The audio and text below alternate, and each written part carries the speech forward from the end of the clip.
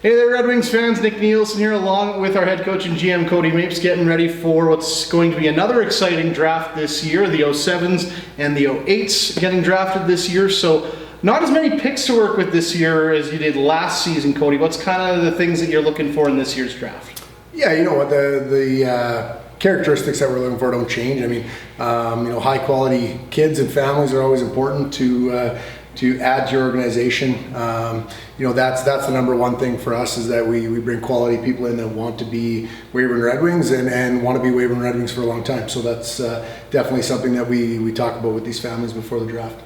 I think the real exciting thing this year for the Red Wings is the amount of auto protects that we have this year. We've already seen some guys who are probably going to be part of the team next year helping out in the community, guys like Wyatt Lacoste, Ryan Hicks. Talk a little bit about those auto protects, how that system works a little bit, and just about the players that we're going to see this year from that too. Yeah, the kids from in Weyburn are auto protects throughout their U18 career. So that's the 05 group that we have coming up here with the guys you mentioned. We're excited about those guys, and it's always good to have local kids, and we've been lucky here over the last few years with guys like Bernie and Mason and Oxford and all them, and so I mean it's we're excited to add a few more, and coming out of these two draft class too, there's some real good 07s and 08 players that are going to play AAA here over the next couple of years and be able to contribute to our organization here in the next few years, which is exciting too, looking down the road at when you kind of plan for 2 or 3 years down the road when these guys can step in and be contributors right away. And stepping into your third year as head coach now, I think, is when you're starting to see that draft planning starting to take fruition a little bit. Guys you've drafted, like Blake Betson's part of the draft class.